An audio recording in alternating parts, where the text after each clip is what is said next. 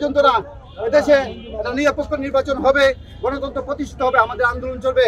শহীদ president Ziaur রহমানকে যে একটি কুচক্রী মহল বন্দী করেছিল এবং সংগ্রামী সিপাহী জনতা এবং সাধারণ মানুষ মিলে আমাদের নেতাকে বন্দী দশা থেকে উদ্ধার করেছিল।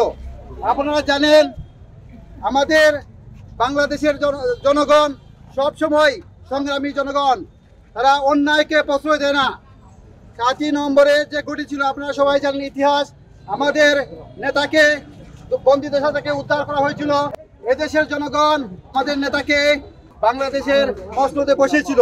শহীদ প্রেসিডেন্ট জিয়াউর রহমান এদেশের জন্য, এদেশের প্রয়োজনে রাজনীতিতে এসেছিলেন এবং ক্ষমতায় বসেছিলেন।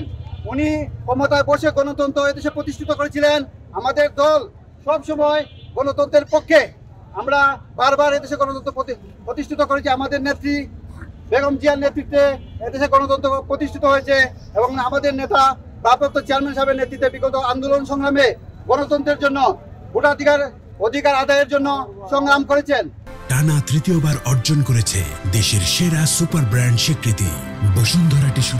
বিশ্বাস করি আমরা সব সময় বাংলাদেশের পক্ষে, গণতন্ত্রের পক্ষে। তাই আজকের দিনে আমাদের স্লোগান, আমরা সব ষড়যন্ত্রকে ধূলিসাৎ করে এদেশে গণতন্ত্র প্রতিষ্ঠিত করার আন্দোলনে আমরা আন্দোলন চালিয়ে যাব। আমাদের নেতা ভারপ্রাপ্ত চেয়ারম্যান আমাদের নেত্রীর নেতৃত্বে আমাদের এই আন্দোলন চলছে যতক্ষণ পর্যন্ত না এদেশে একটা নিরপেক্ষ নির্বাচন হবে, গণতন্ত্র প্রতিষ্ঠিত হবে, আমাদের আন্দোলন চলবে। আপনারা জানেন আমাদের এখানে এখনো ঘোষণা দেওয়া হয় নাই, এটা অচিরেই অবশ্যই আমাদের ঘোষণা আসবে। আমরা বিশ্বাস করি ধানের শীষকে যাকে দেওয়া হয় তাকে নিয়ে আমরা কাজ করব এবং ধানের শীষকে বিজয়ী করব। আমাদের দলের যেটা নেতৃবৃন্দ হাইকমান্ড আমরা জানি, এটা ধানের শীষের আমাদের বিএনপির এই আসন হয়তো ত্রুট আছে, তারা চেষ্টা করতেছে, কিন্তু আমরা জানি, আমরা কেন্দ্রীয়ভাবে যেটা জানি যে এখানে ধানের শীষকে আমাদের বিএনপি প্রার্থী দেওয়া হবে। তাই আমরা সবাইকে বলতেছি ধৈর্য সহকারে অপেক্ষা করুন, কেন্দ্রীয় নির্দেশনা মেনে আমরা ইনশাল্লাহ ধানের শীষের বিএনপির ক্যান্ডিডেট এখানে আসবে।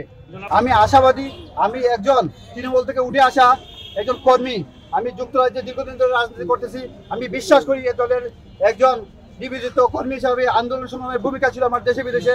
আমি আশাবাদী দল আমাকে মূল্যায়ন করবে।